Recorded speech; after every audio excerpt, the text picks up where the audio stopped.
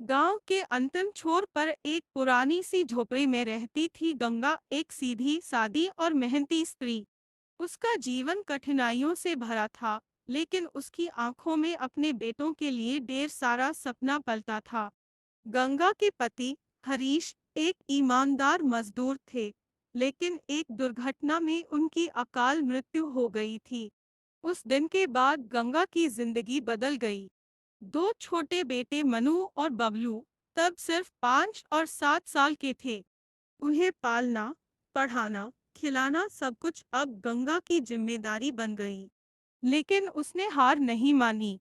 सुबह 4 बजे उठकर वह दूसरों के खेतों में काम करती, दिन भर मेहनत करती और शाम को लौटकर घर में अपने बेटों के लिए खाना बनाती।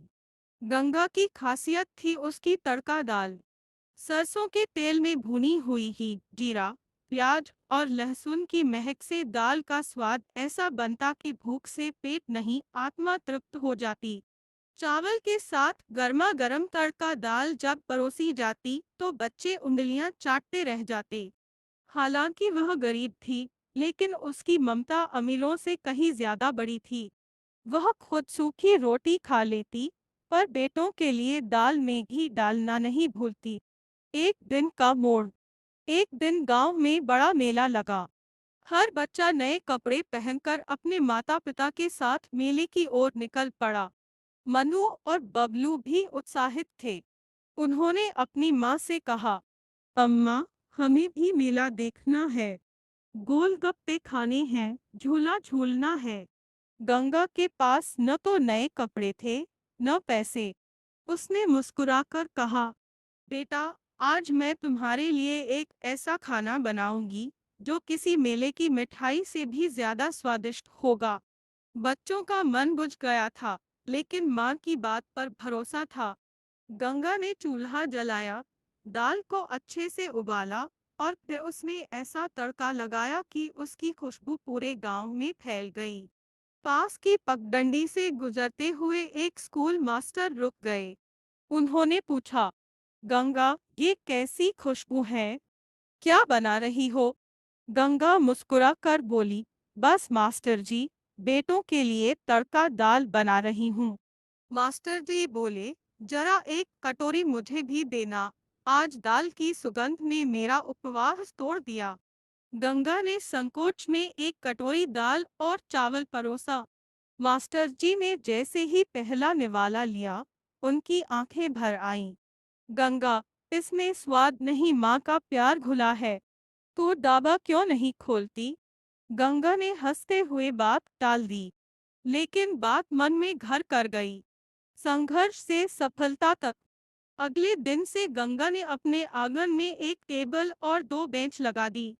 एक पुराना तवा, एक बर्तन दाल का और चावल का भगोना, यही था उसका छोटा सा डाबा। उसने नाम रखा गरीब माँ की तड़का दाल।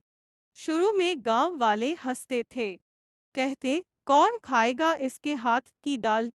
पर जिसने एक बार खा लिया, वह दोबारा जरूर लौटा। स्वाद और स्नेह का ऐसा संगम था वहाँ, जो किसी होटल में नहीं मिलता था। धीरे धीरे उसके दावे पर शहर से लोग आने लगे। कुछ लोग वीडियो बनाने लगे, सोशल मीडिया पर डालने लगे। एक दिन तो एक टीवी चैनल भी आ पहुंचा। उन्होंने गंगा की कहानी दिखाई, गरीब माँ की दाल जो अमीरों का दिल जीत रही है।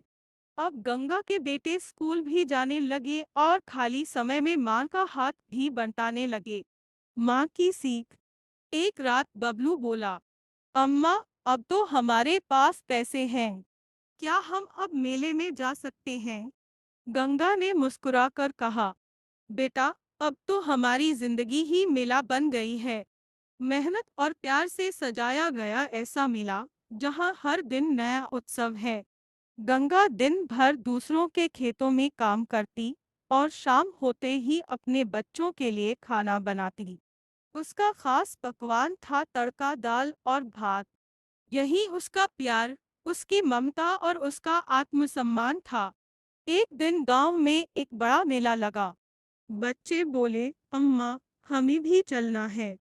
लेकिन गंगा के पास पैसे नहीं थे। उसने बच्चों को समझाया, बेटा, आज मैं तुम्हारे लिए ऐसा खाना बनाऊंगी जो किसी मेले की मिठाई से भी अच्छा लगेगा। उस दिन गंगा ने चूल्हे पर चढ़ाई तड़का दाल, उस पर खूब सारा तड़का, प्यार और मेहनत डाली। दाल की खुशबू से पूरा मोहल्ला महक उठा। बच्चों ने जब खाया तो सचमुच भूल गए कि उन्हें मेला जाना था। गांव के कुछ लोग यह देखकर चकित थे, इतनी स्वादिष्ट दाल, और वो भी एक गरीब माँ के हाथ से। धीरे धीरे गंगा की तड़का दाल की चर्चा पूरे गांव में फैल गई। अब लोग पैसे देकर उससे दाल खाने आने लगे। गंगा ने अपनी मेहनत और ममता से एक छोटा सा ढाबा खोल लिया, नाम रखा गरीब माँ की तड़का दाल। आज भी जब कोई उस गांव से गुजरता है तो वह ढाबा जरूर देखता है जहां एक माँ के हाथों की दाल में प्यार, संघर्ष और जीत की खुशबू मिलती है। गंगा एक साधारण महिला थी, पर उसका दिल किसी साम्राज्ञी से कम नहीं था। उसका जीवन संघर्षों से भरा था, लेकिन आंखों में बच्चों के भविष्य के सपने और दिल में ममता का अथाह समुंदर था। वह उत्तर भारत के एक छोटे से गांव रामपुर में रहती थी, जहां जिंदगी की रफ्तार बैलों की चाल जैसी धीमी लेकिन सच्चाई की नींव पर टिकी होती है। गांव में गंगा को सब गरीब विधवा कहकर पुकारते थे, लेकिन वह खुद को सिर्फ मानती थी। गंगा का अतीत। गंगा की शादी हरीश से हुई थी, एक ईमानदार और मेहनती युवक जो गांव के ही ईंट भट्टे में मजदूरी करता था। जीवन कठिन था, मगर प्रेम से भरा था। हरीश अपनी पत्नी और बच्चों के लिए सपने बुनता, जबकि गंगा उस सपने को रोज चूल्हे की आंच पर पकाकर परोसती। पर किस्मत को कुछ और ही मंजूर था। एक दिन भट्टे में एक बड़ा हादसा हुआ। दीवार गिर गई और उसके नीचे दबकर हरीश की मौत हो गई। दो छोटे बेटे मनु 7 वर्ष और बबलू 5 वर्ष उस दिन पिता को खो बैठे, और गंगा ने अपने जीवन की सबसे बड़ी जंग शुरू की। संघर्ष का आरंभ। अब न पति था, न कमाई का कोई जरिया। गंगा ने गांव के खेतों में काम करना शुरू किया। सुबह 4 बजे उठती, अंधेरे में ठंड से कांपते शरीर के साथ खेतों में पानी लगाती, फिर दोपहर तक निराई गुड़ाई करती। दोपहर को घर लौटकर अपने बच्चों के लिए कुछ चावल और दाल बनाती। उसके पास इतने पैसे भी नहीं थे कि मसालों की भरमार हो, पर तड़का लगाने की आदत थी ही, जीरा, लहसुन और थोड़ा सा प्याज। और यही बना उसकी पहचान। मनु और बबलू भूख में वो दाल ऐसे खाते जैसे किसी राजभोग का स्वाद ले रहे हो।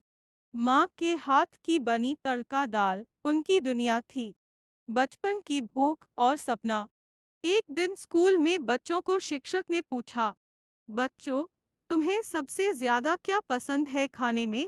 बच्चे बोले, पिज्जा, बर्गर, चॉकलेट। लेकिन मनु और बबलू ने कहा, हमारी अम्मा की तड़का दाल। पूरी कक्षा हंसी, लेकिन मास्टर जी चुप रहे। उनकी नजरों में वो जवाब सबसे खास था। मेले का दिन, बदलती दिशा। गांव में हर साल लगने वाला मेला बच्चों के लिए उत्सव से कम नहीं होता था। उस साल भी गांव रंग बिरंगे झंडों से सज गया। बच्चों की टोलियां झूले, जलेबियां और खिलौनों में मग्न थी। मनु और बबलू ने भी माँ से कहा, अम्मा, हमें भी मेला देखना है। गंगा के पास उस दिन सिर्फ 5 रुपए थे। वह रो नहीं पाई, पर आंसू अंदर ही पी गई। उसने बच्चों से कहा, बेटा, आज मैं तुम्हें ऐसा खाना खिलाऊंगी जो मेले की हर चीज से बेहतर होगा। उस दिन गंगा ने बहुत मेहनत से दाल बनाई। तड़का कुछ अलग था, जैसे उस दिन उसने आंसुओं को भी छौंक दिया हो। जब बच्चों ने खाया तो उनके चेहरे पर तृप्ति थी और आंखों में संतोष। उसी समय गांव के मास्टर जी वहां से गुजरे। उन्होंने खाने की खुशबू महसूस की और गंगा से एक कटोरी दाल मांगी। खाते ही बोले, गंगा, यह सिर्फ खाना नहीं, यह तो भावनाओं का स्वाद है। उन्होंने सुझाव दिया, तो इस दाल का ढाबा क्यों नहीं खोलती? एक नई शुरुआत, ढाबा और पहचान। गंगा के मन में यह बात घर कर गई। अगले दिन उसने एक पुराना लकड़ी का टेबल निकाला, बेंच लगाई और अपने आंगन में एक छोटा सा स्टोर शुरू कर दिया। नाम रखा गरीब माँ की तड़का दाल। शुरू में सिर्फ खेत में काम करने वाले मजदूर ही खाने आते थे, लेकिन जल्दी ही लोग दूर दूर से आने लगे। किसी ने उसका वीडियो सोशल मीडिया पर डाला और फिर गंगा की किस्मत बदल गई। उसके ढाबे की दाल को लोगों ने इमोशनल टेस्ट ऑफ इंडिया कहना शुरू कर दिया। अब शहर से भी लोग आने लगे, पत्रकार, फूड ब्लॉगर्स, यूट्यूबर, यहाँ तक कि एक मंत्री भी। गंगा की तस्वीरें अखबारों में छपी और उसका नाम राष्ट्रीय स्तर पर गूंजने लगा। बदलाव और आत्मसम्मान। अब गंगा के पास अच्छी आमदनी थी। उसने अपने बच्चों को प्राइवेट स्कूल में दाखिला दिलाया, नया चूल्हा खरीदा और अपने ढाबे को टिन की छत से ढक दिया। लेकिन उसके दिल में आज भी वही सादगी थी। एक दिन एक पत्रकार ने पूछा, आप इतनी प्रसिद्ध हो गई हैं, अब क्या सपना है? गंगा ने मुस्कुराते हुए कहा, मैं चाहती हूँ कि हर भूखा इंसान एक बार मेरी तड़का दाल खाए। यह सिर्फ खाना नहीं, यह माँ की ममता है जो हर दिल को छू जाती है।